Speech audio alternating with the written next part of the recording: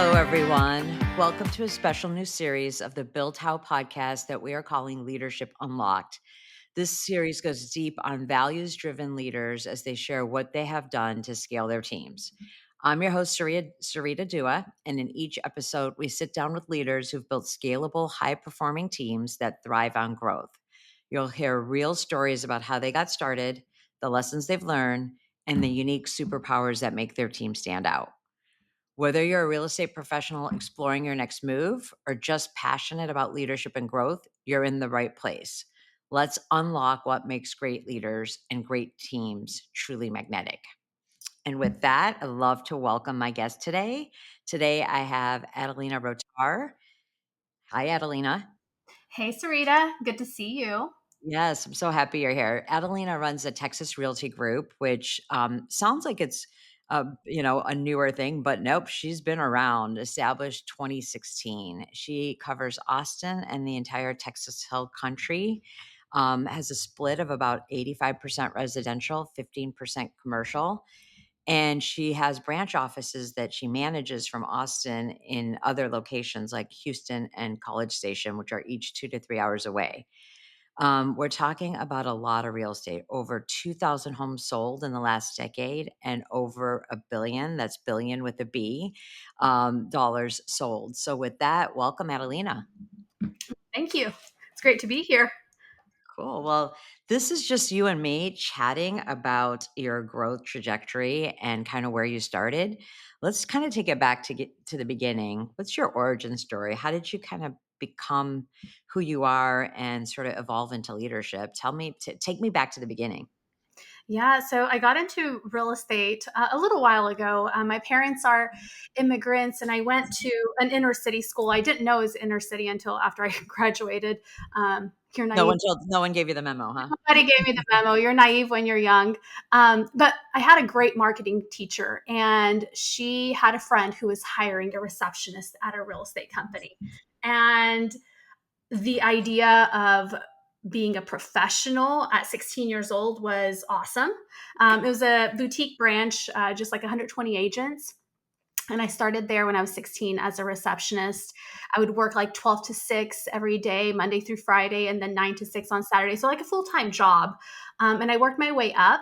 I learned how to do transaction coordination. Then I was the office manager, all of that while in high school. And then I got my license, and that was 22 years ago. And here we are. Was there a trigger moment where you're like, you're doing all these things? And I mean, what a story too, where you probably did a little bit of everything, greeting people, making coffee, running flyers, just doing it all. Yeah. When did you know you wanted to build a team? Well, I knew I wanted to get into real estate as a sales agent first. I knew I wanted to make a six-figure income. I was going to the University of Tennessee at the time, and I just didn't see a path for me that direction. What I wanted to do was probably going to be like $60,000, $70,000 a year. And I was seeing all these agents who had like, $12,000 checks every time. And so first I got into it so I could make a six-figure income. Then during the Great Recession, that 2007, 8, 9, 10, 11, 12 era, I read MREA, Millionaire Real Estate Agent. And that's when I learned that there's selling real estate and then there's a business. Until then, I was just selling real estate. I didn't realize I was just selling real estate. And there's nothing wrong with just selling real estate. I just wanted to actually build a business. That's what I thought I was doing. I wasn't actually doing that. So I was making a good living. I just wasn't building the business that I thought I would. So I read MREA and then went to work and failed fast and furiously, but definitely got started. Well, I love that you say that because in our Instagram, Facebook world, everybody's, driving a nice car and posting another closing and ringing the bell. And it isn't always, rainbows and lollipops. So let's talk about some of those failures and those early challenges and kind of how they shaped you and kind of what you learned. Yeah. I mean, the good thing was that, I never bought into like having to have nice things. So I think probably my saving grace through all the failures that I had was that I always had like a savings account. So I never failed financially, which then allowed me to make good choices quickly once I did fail, and I failed a lot. So I was young. In some ways, I was super naive. At the same time, I was ambitious. So it's kind of a weird little like recipe I had going there. I had some success. So therefore, I wasn't really humble. I also had a chip on my shoulder, and I just wanted to like succeed at all costs, which sounds awful now that I think about it. I went really fast. Like I would read something and then just want to go and do it. Which there's value in speed, but my speed was just unfiltered speed. It was undisciplined speed. So that left a lot of dead bodies in my wake. If you talk to people that I worked with, 15 years ago, 20 years ago, I don't know that they would have the same feedback for me that the people I work with today would have for me. So I was always black and white. I didn't follow through, like all of the things that you do when you're not a self-aware leader. I was doing them. I didn't have the communication skills. I was top down. It was all about me. It was what I was building. And just, like just lack the leadership skills that you don't have when you're going from sales to like leading people. And I didn't have like life skills over like the last 20 years to have learned any of this. So just all the fun in one little gift. Well, I'm hearing a lot of things though, right? You had an incredible work ethic. You Sure. were impatient, Sure. impatient for results.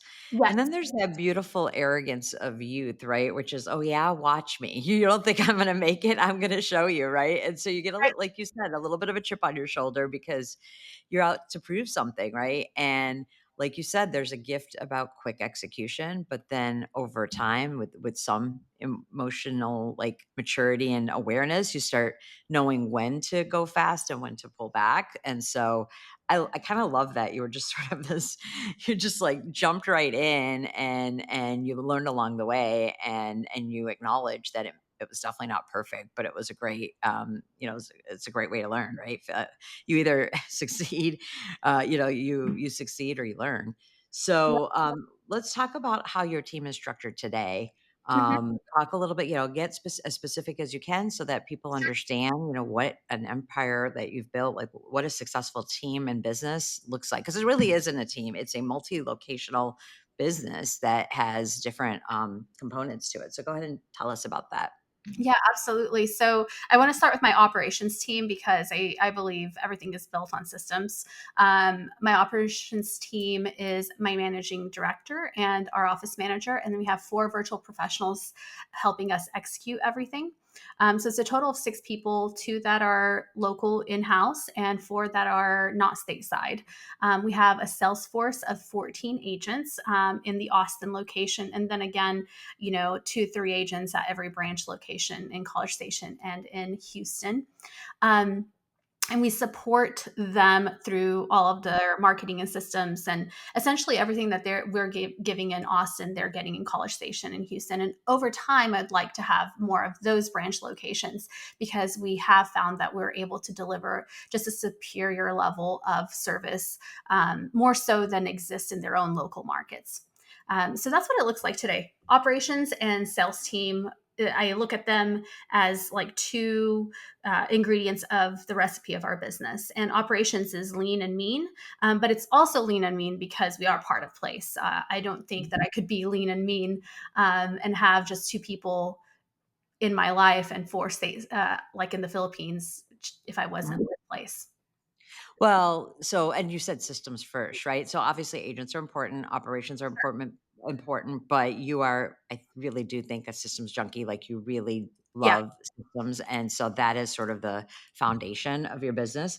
I Let's talk about play. Go ahead. on the systems. So if people hear this, maybe you replace the word systems with predictability, um, something that is duplicatable, right? And when you can create predictability for your business, when you can create predictability for your agents, that is such an attractor, right? And it's such a retainer. Predictability creates a safety net for your people, whether they're operations or sales team. So yeah, I love systems. I love it for what it does for us. No, and I think that is such a great point because I think the word systems is loaded and it could feel very like onerous and intimidating, but a Mhm. system can be as simple as a checklist, or it could be as simple as how many calls do I need to make per closing. If I do all my ratios, I know that if I need to do this and I work my way backwards, these are our ratios and this is what success looks like. And so that is a system in and of itself, as opposed to this whole I don't know where to start, so I'm not going to start at all. Right.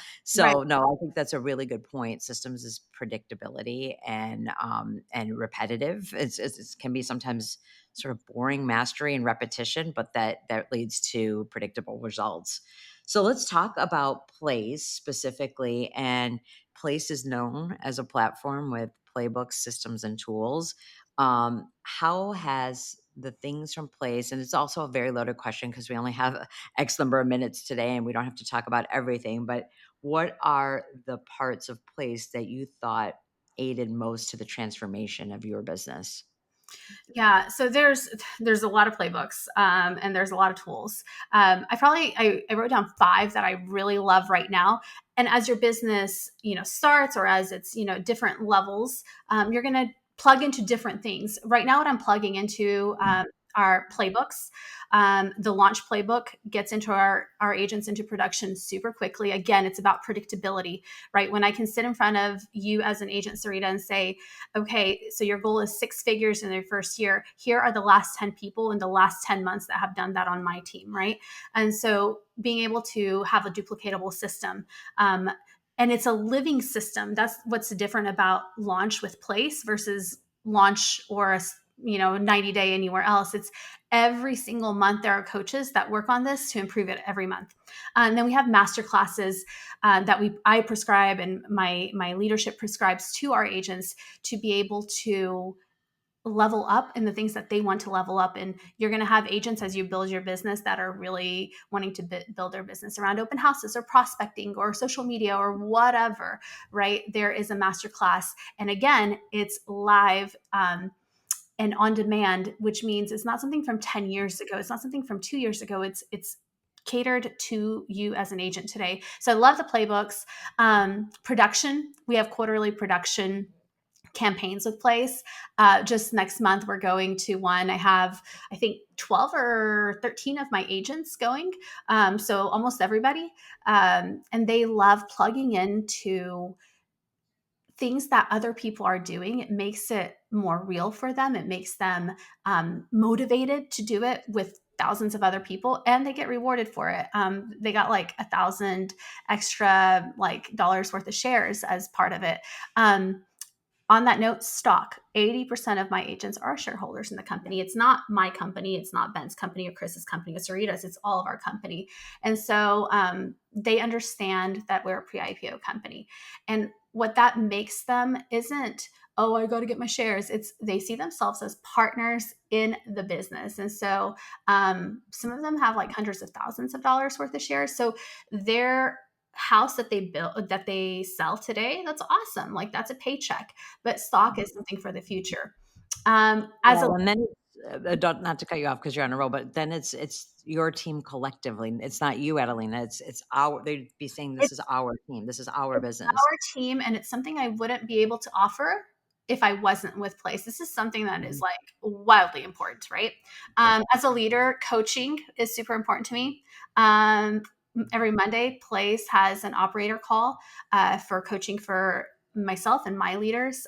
What it does is it helps us row in the same direction. So now, like, I know I alluded to earlier, like I used to like to go fast. Oh, I still like to go fast, but it's a different kind of acceleration. It's an acceleration with others together in the same direction versus like my direction and then trying to pull everybody together. Then my operations team has their own coaching on Tuesday. Then on Friday, we have a Place wide partner call. It helps us realign together as a team, together as people around our mindset. If you've ever watched the movie Billions, think of Wendy. And those of you who are listening, if you have watched, just imagine Wendy. And that's what our Friday call sounds like. And so, and then the last thing is The like, organizational psychologist, right? That's working on mindset. like, but ultimately, right? What's up here comes out, right? Correct. And so Correct. the last thing that I'm really plugging into big time is masterminds. We do them every month. They're called Founder Circle. They're hugely beneficial. I come back from each one with a priority list. It's awesome. Speaking of, like, my biggest takeaway this month was don't solve a system problem with the person. So that aha had us re-identify, like, what items in my business, in our business, like, do we need a better system versus just throwing another human at it. So Well, and I was lucky enough to be at that one with you, and I love that you sharpen your pencil and you're a student in those, masterminds, because we can go to every coaching and we can go to every class and we can learn and learn and learn and not implement anything. Or we can grab the one nugget, the one theme, the one aha that might spark a different action. And it isn't about quantity. It's just taking that one thing that, and sometimes it's dinners with friends or lunches or just, wow, you're having that problem. This is how we're solving it in our market. And so it's that application piece that's really important. So I'm going to read those back really quick just because I think there was a lot that you covered. I just want to make sure we recap it. Playbooks, including launch and pouring in with master classes. So onboarding, launch, and training, if you will. mhm. Production with the quarterly contests. Stock and making sure everybody's an owner and has a feeling of entitlement that they absolutely are partners in this, and it's not just top down. They all have a sense of ownership. Coaching, in addition to everything you're pouring in, regular operator calls, operations calls, and mindset calls with the entire community. Because guess what? When we're doing production and we're locked down, sometimes we do have to look up and just make sure that we remember that we're all in it together and we need to keep inspiring each other. And then last but not least, those monthly face to face masterminds at any opportunity where you can bring the community together and talk to other people in person, in addition to all of this great programming that we have, is key. Did I get that right? You did. And I think, like, to recap all of that is what I would call, like, consistency, right? It's consistency to be transformative. We all are in markets that are constantly changing, constantly evolving. What sets place apart for me and over the last decade has been how it transforms, and it transforms consistently week to week to week to week. So it's not stagnant. Therefore, our businesses grow. Yep, I love it. Let's talk about bringing on hiring and bringing on new agents. You're great with usually having some rules of thumb or just sort of approaches on how you're going to grow the business from where you are to where you're going. Tell me about your thoughts on your approach for hiring and bringing on new agents. I'm going to go back to my favorite words again: consistently and systematically. Right. Here's the mindset that I like to have around this. Your business of next year is dependent on how you grow your sales force this year. Yes, like, your current agents will add more deals next year, but that's just adding, a few here and there, right? When you bring on more agents on your sales force, that multiplies your business, not just adds to it. So, um, I would say, like, if you have right now, like, maybe 5 agents, like, maybe hire 15 in the next 12 months, right? Like, that's a little bit more than one a month. If your current agents are doing 100 deals, you can do another 100 deals from the 15 that you hire. Some will stay, some will not make it, but you're going to get at least 5 that will make it out of those 15. And the thing is, it's like, if you've never hired before, Place helps with that. If you are a master recruiter, Place also helps with that, right? Like, I don't need to be taught what to do and how to do it at this point. Like, I will teach that, but I have other opportunities to be accountable for my own growth. Yep, and I think you also it's not a it's not a badge of courage to say, to say, "Well, I didn't have to hire that many agents because I got it right." I mean, the reality is everyone's with you for a reason or a season, and you can't some of the best agents are there for a set amount of time, and then they have an opportunity. Maybe it's out of state, maybe it's in a different industry, maybe it's personal and they need to wind down.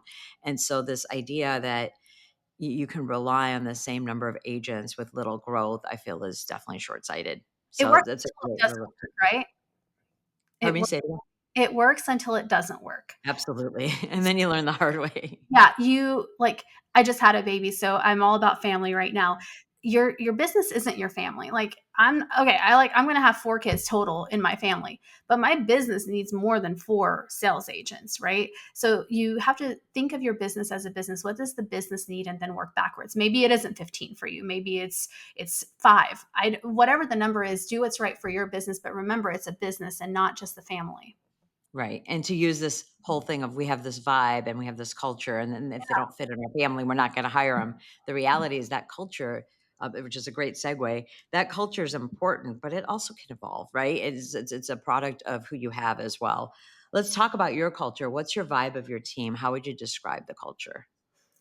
Um, I would say that like on the top, what you see is productivity and promise keepers, right? Culture of being a promise keeper means that everyone's goals are going to be different. We have a very diverse team. We have people on the far left, far right, people who love Jesus, people who are agnostic, everything in between.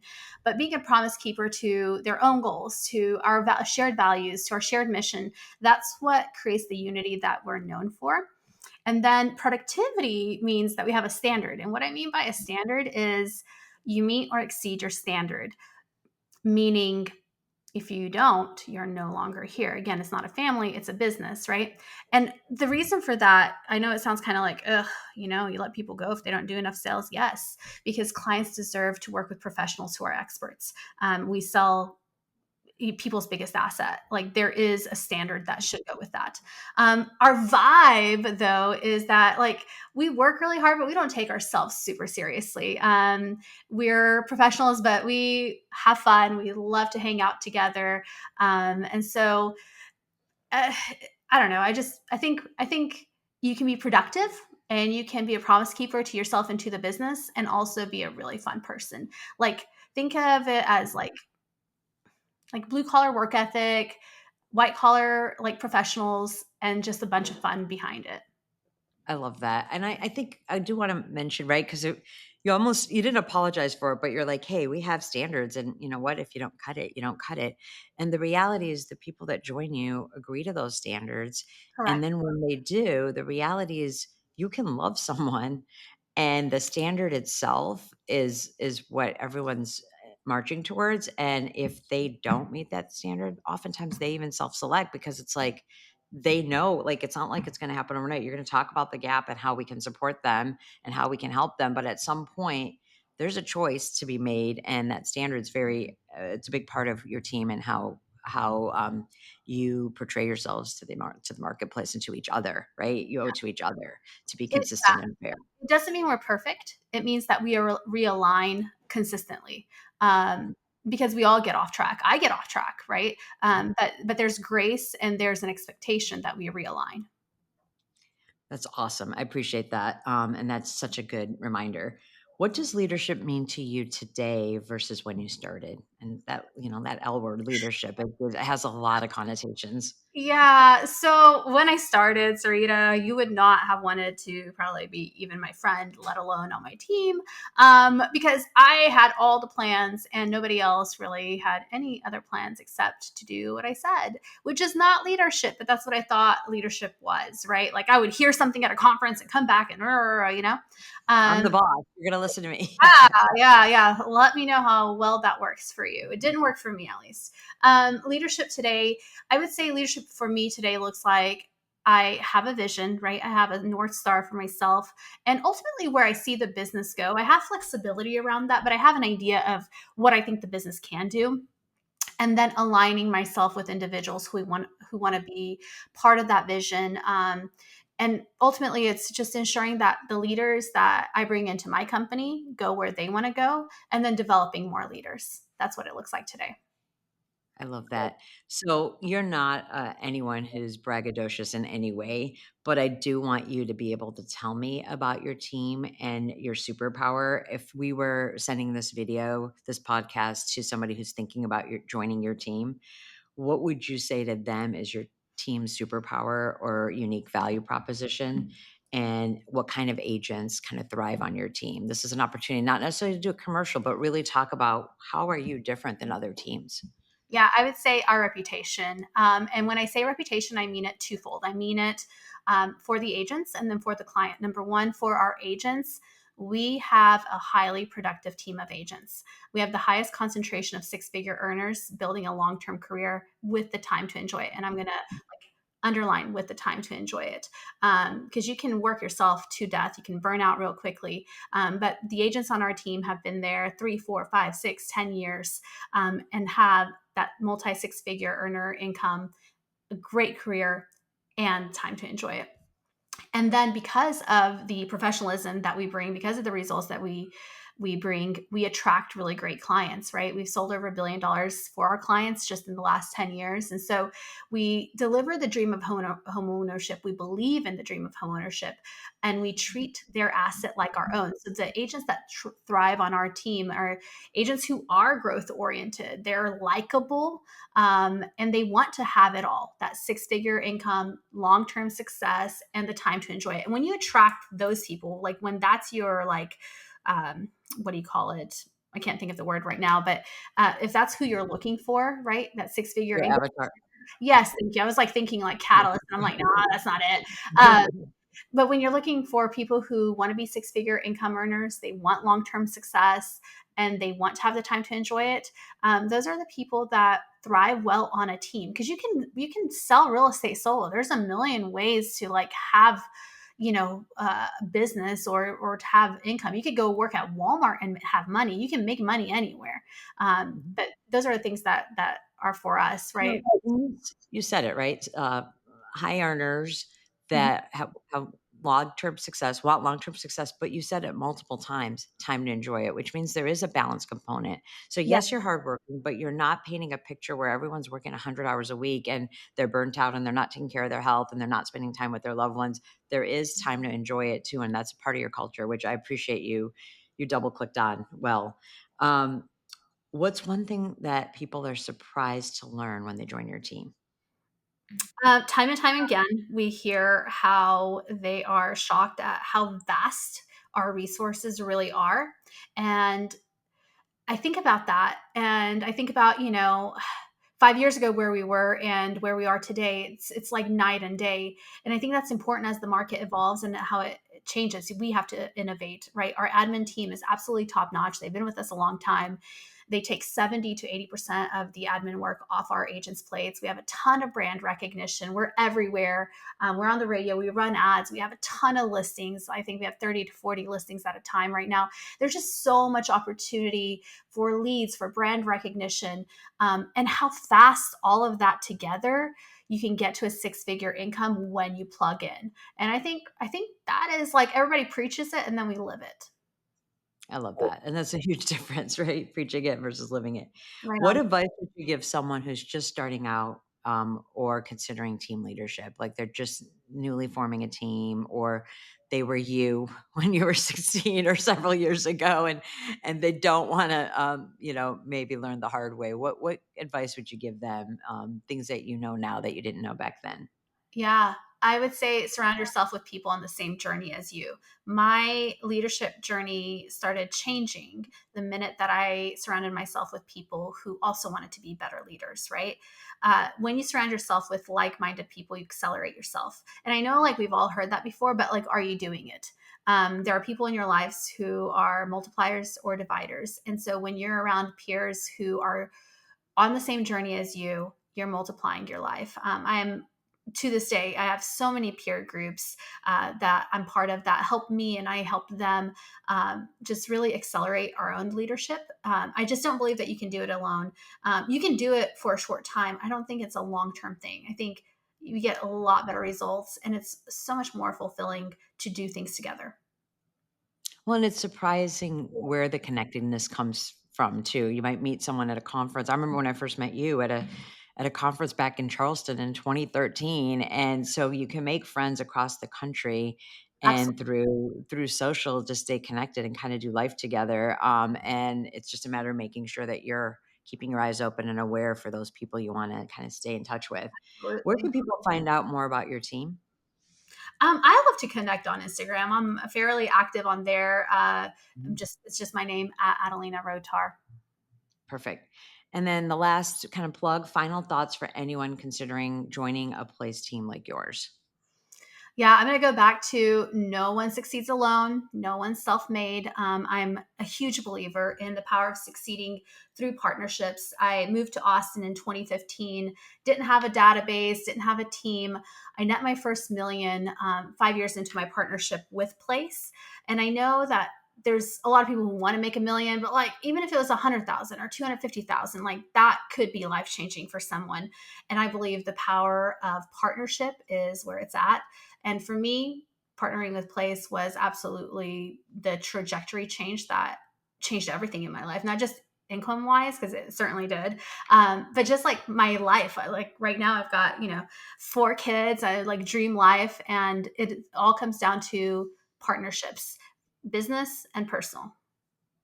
I love it. That's the perfect place to end. Thank you so much, Adelina. This has been an amazing conversation. I'm looking forward to sharing it with everyone. Awesome. Thanks, Sarita. Have a good one.